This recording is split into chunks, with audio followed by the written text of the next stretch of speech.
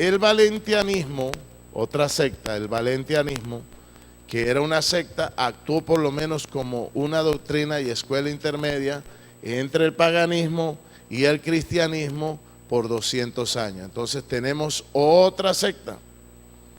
¿Cómo se llama? Valentianismo. Los maniqueos venían de Mani y sus seguidores. Ellos rechazaban totalmente el Antiguo Testamento y la ley, de entre los cuales vino San Agustín, y eran antisemitas. ¿Me están escuchando? Estas son las bellezas de los padres, de lo que hemos conocido como los padres de la iglesia moderna. Estamos hablando del año 400. Del año 400 se están ubicando. Ya se había muerto Pedro, ya se había muerto Juan, ¿Quién frenaba a estos locos? Nadie. Como dijo mi abuela, nadie.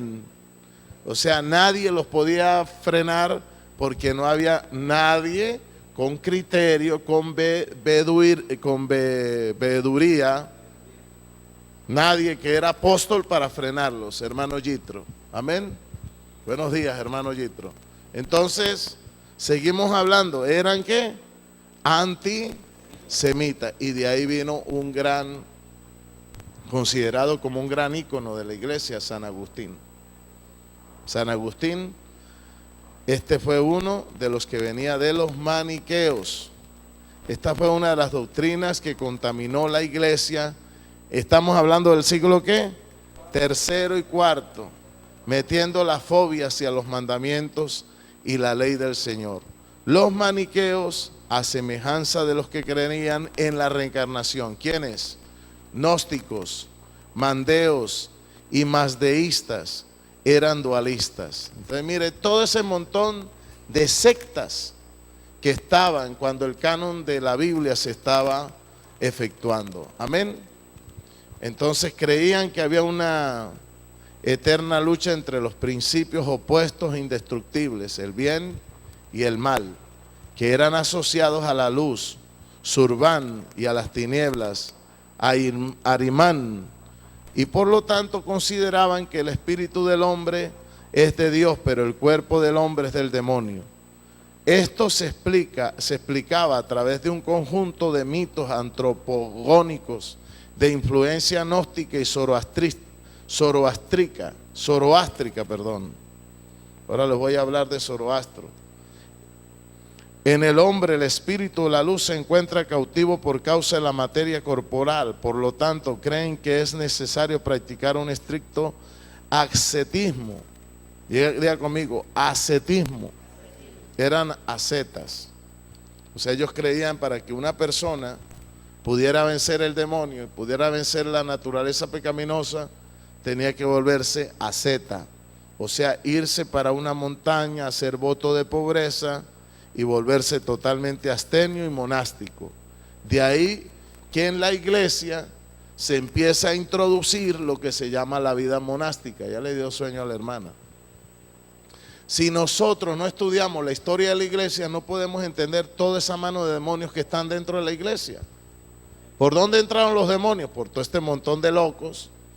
Me hago entender que nosotros los hemos considerado como los grandes padres de ¿qué? De la iglesia. Entonces, para iniciar el proceso de liberación de luz atrapada, entonces, si tú querías, según ellos, los gnósticos y los zoroastristas, y los que practicaban el ascetismo, si tú querías eliminar el pecado y someter tu cuerpo y purificarte, tenías que volverte abstemio. O sea, tenías que irte para una montaña, llevar una vida monástica, qué sé yo, comer frutas y alejarte totalmente del mundo exterior. Bueno, Yeshua dijo: Padre, yo no te pido que los saques del mundo, sino que los guardes del mundo. ¿Entendieron? Entonces desprecian por eso la materia, incluso el cuerpo. Muy parecidos a los Hare Krishnas, muy parecidos a Dalai Lama. O sea, nada de importancia el cuerpo, solamente el espíritu. Y eso también es contraproducente. A mí me gusta la doctrina mesiánica, porque en la Torá uno ve que la prosperidad es el resultado de la obediencia, que la sanidad, la prosperidad y el tener buen estatus y buena calidad de vida y tener riqueza es el resultado de uno tener una buena relación con el Eterno. Ahora esta gente está diciendo que para tener un buen acercamiento al Eterno uno tiene que ser abstemio y tiene que ser pobre y no arreglarse y no darle importancia a la materia y andar mugriento, andar lleno de mugre. Bueno, con razón parece que ustedes son ascetas, ¿sí? ¿Ustedes creen en el ascetismo? ¿Son anacoretas? No, yo no soy nada de estos diablos. Yo no creo en eso. Yo creo que yo soy cuerpo del Espíritu Santo y como cuerpo también lo tengo que cuidar. Amén. Porque en la Biblia el Eterno, una de las cosas que nos enseñó es la purificación. Amén. Porque nada de lo que es inmundo, sucio, cochino, bajo, malos olores es compatible con Él. Es compatible con el demonio que es bajo, que es espíritu oscuro. Pero todo lo que es del Eterno, todo lo compatible con el Eterno son las cosas limpias. Amén. Entonces, voy a hacer preguntas. ¿Quiénes eran los gnósticos? Ok. Entonces, entonces despreciaban por eso la materia, inclusive el cuerpo. Eso es lo que se llama. Había una secta también en Grecia que se llamaban los estoicos,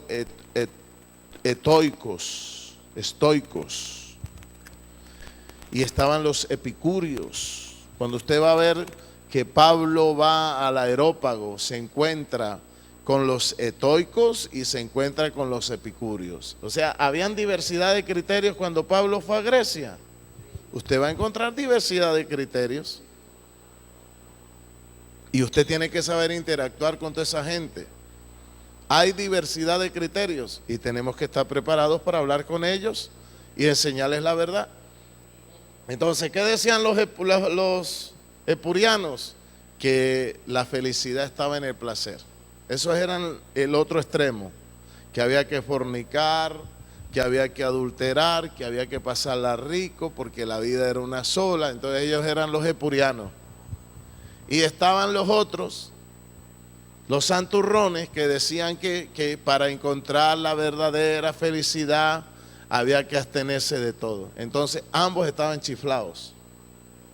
Y eso fue lo que dijo el Señor: no te guiarás ni a la derecha ni a la izquierda. Entonces uno no puede ser epicúreo, ni otro tampoco puede ser estoico. Uno no puede creer en las dos exageraciones. Uno tiene que ir por el centro, como lo que es el mesianismo. Lo que es el mesianismo con Yeshua. Nosotros que somos judíos mesiánicos, que creemos en la doctrina apostólica, creemos que Él nos ha venido a dar vida y vida en abundancia. Creemos también que hay pruebas, creemos también que se sufre, pero se sufre no por querer sufrir, sino porque a veces tenemos que afrontar cosas, no para pasar a otros niveles, pero siempre la vida en el Señor es una vida abundante. Entonces esta gente tenía que los cables atravesados. Entonces todo este montón de gente con diversidad de criterios empezó a llegar a la iglesia. Y como no estaban los apóstoles, entonces ellos empezaron a meter sus mezclas. Y cuando nos dimos cuenta, tenemos una iglesia llena de diversidad de criterios. Y se corrompe y aparece la iglesia romana. ¿Aló? Bueno, hermano, muchas gracias por los aplausos. Muchas gracias.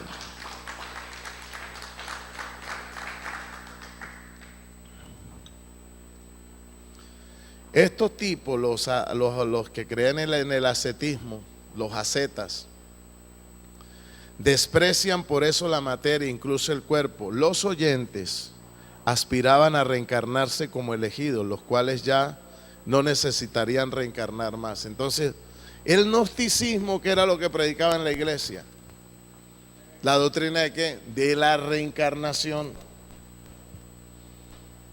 Entonces, imagínese todo ese montón de criterios que empezaron a llegar a la iglesia. Y ahí fue donde la iglesia empezó, por no saber manejar todo esto y no estar los apóstoles, empezaron a meterse todas estas sectas falsas. Cuando nos damos cuenta de todo este caldo de cultivo, aparece la iglesia imperial, la iglesia católica romana, que es un merequetengue, es una mazamorra, es una mezcla de paganismo, de culto a las ánimas, de culto a los muertos, de culto a los difuntos y de fiestas paganas y verdades mezcladas con mentiras. Por eso dice la palabra, salí de ella, pueblo mío. Entonces también tenemos que tener cuidado con el gnosticismo. Si usted no estudia, uno de estos mamarrachos lo enreda. Imagínense cuando llegaron todos estos con un concepto diferente y el hermanito ahí inocente que cree en todo lo que le dicen y no sabe dónde está parado, pues se lo llevan, lo arrastran, lo ponen a aguantar hambre, lo disfrazan ahí como una seta, lo mandan para un monasterio y cuando se da cuenta el pobre hermanito está metido en una secta diabólica. Entonces hay que estudiar la palabra. Amén. Yo no le digo que usted me crea todo lo que yo le diga. Estudie. Entonces Zoroastro, Platón, Jesús, Buda y otras muchas figuras religiosas habrían sido enviadas a la humanidad para ayudarla en su liberación espiritual, siendo Mani el sello de los profetas. Era lo que decían los maniqueos. También, pero mire también lo que decían. Decían Zoroastro, Platón, Jesús, Buda y otras muchas figuras. Ellos fueron enviados a la humanidad para ayudarla en su liberación, siendo Mani el sello de los profetas. O sea, pero sobre todo ellos, Mani es el mejor. Y eso ese cuentico también, usted se lo va a escuchar a los árabes. Que Jesús vino, que creen en Dios, que creen en Abraham, que creen en todo, pero Mahoma es el profeta. ¿Sí o no? Ese cuentico es viejo. El mismo cuento, el mismo demonio, el mismo espíritu. ¿Ya? Porque todo mundo cree que tiene la razón. Usted vaya a hablar con un evangélico, cuidado se mete donde canónico, porque ese es falso. Todo mundo dice tener la verdad. ¿Sí o no? El católico cree que las demás son sectas, pero él no estudia lo que cree y no sabe dónde está parado. Tú te pones a hablar con un católico, no tiene apologética, no tiene defensa de su fe, y como no tienen defensa de su fe, es mejor colocar un papelito en la puerta. Aquí somos católicos y no vamos a cambiar la religión, porque como no tienen argumento para discutir con nadie, entonces prefieren guardarse, más bien no vayan a terminar creyendo, ¿verdad?, en otra secta.